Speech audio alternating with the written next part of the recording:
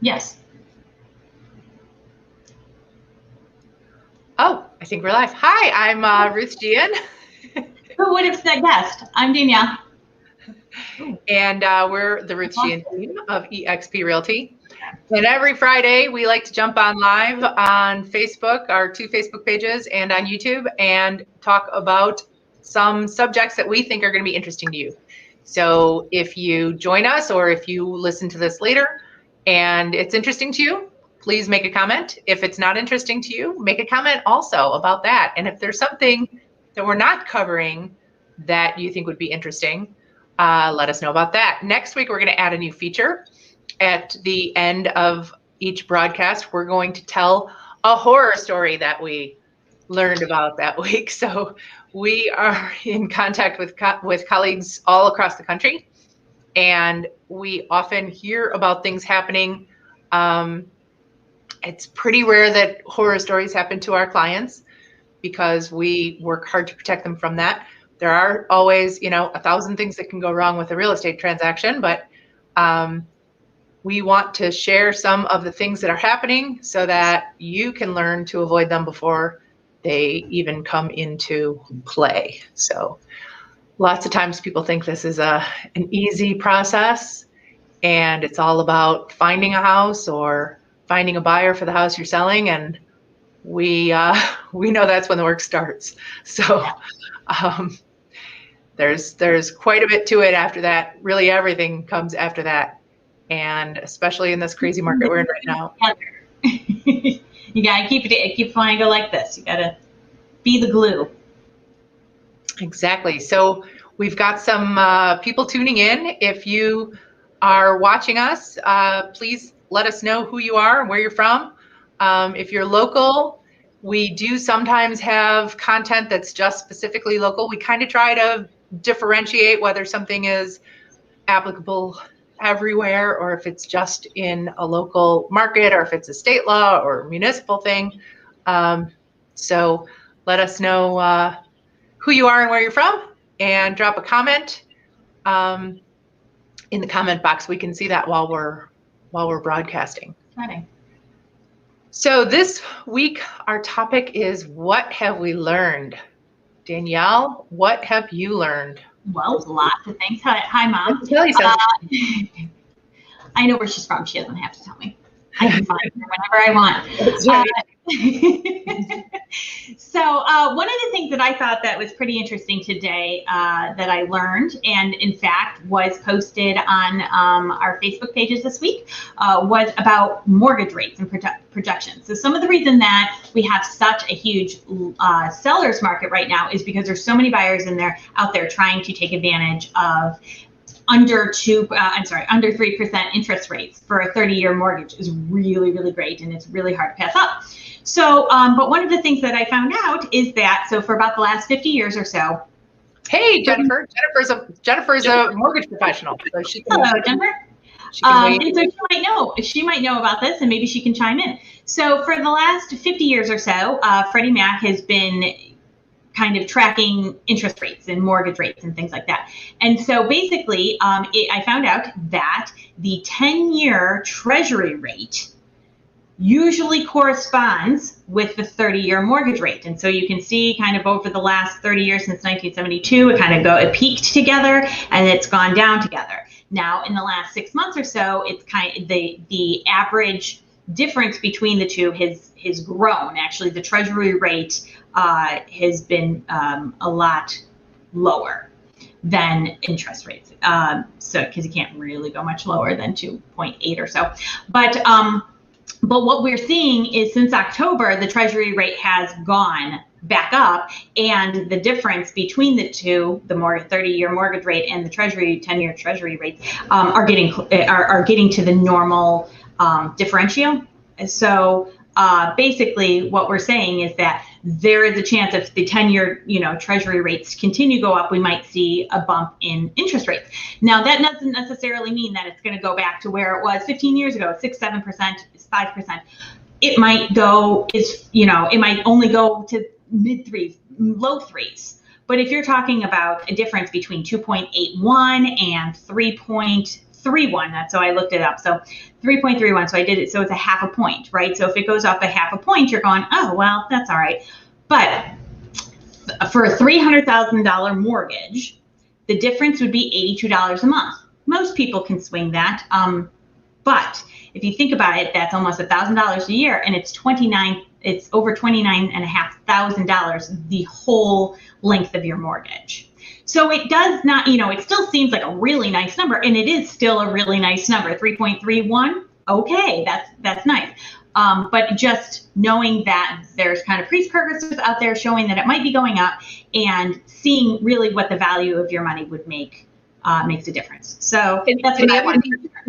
The other thing that goes into that is as that mortgage rate goes up, even by a little bit, buying power is what a lot of people don't look at. So you can, I heard someone say recently that right now still, they've bumped up a teeny bit, but you can buy a house for $100,000 more than you would have been able to afford last year with the same monthly payment. Wow. That's craziness. Wow. So the amount that goes into your budget is because the price of a house counts most when you sell it, right? Right. When you buy it, you really need to look at that monthly payment. That's what you're living in. It's 30 years of that monthly payment. So that's where you need to look at the affordability, not necessarily that whole number as a buyer. Correct. So that was a little something I didn't realize, that it was so closely related to the 10-year Treasury rate, and that, it was, I should have had the infographic ready. I have it up on my screen, but we'll drop it in the comments after. Yeah, that's a great idea to really see how it's. Yeah, and that's confusing too, because you'll hear on the news or on the financial programs, oh, interest rates are up or interest rates are down. And they're often, most of the time, they're not talking about mortgage interest rates. Correct. They're talking about the Fed, or they're talking about something related to it. And there's LIBOR rates, and it gets very way beyond realtor talk. Even with the small general, Jennifer, what's that? We'll wait till Jennifer. We'll come back to that. We'll come back to that. So what I learned this week is something that I already knew, but I learned it again twice because I had to buy a car. And I don't enjoy the process. I don't enjoy the many hours that it takes. And we were buying a used car, and one that doesn't cost very much money. So, we always talk to people about how buying a house is really complicated, and it should be, because you're spending a lot of money. So it shouldn't be, we believe very strongly that you should not really be able to click and buy a house. That could put you in a world of hurt. The values of houses it's an algorithm, but it's a human algorithm.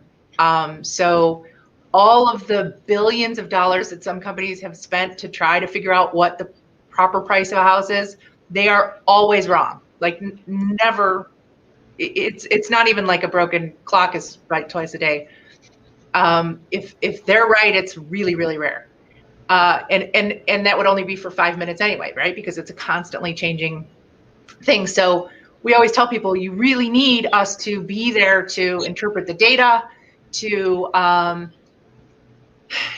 figure it out, to watch the market and know the market and have our finger on the pulse of it. Pricing is probably the most difficult thing that anybody does, and getting it wrong can cost our clients on one side or the other tens of thousands of dollars. So really, really important. So I get that it's complicated. I get that spending that much money ought to take a little bit of time.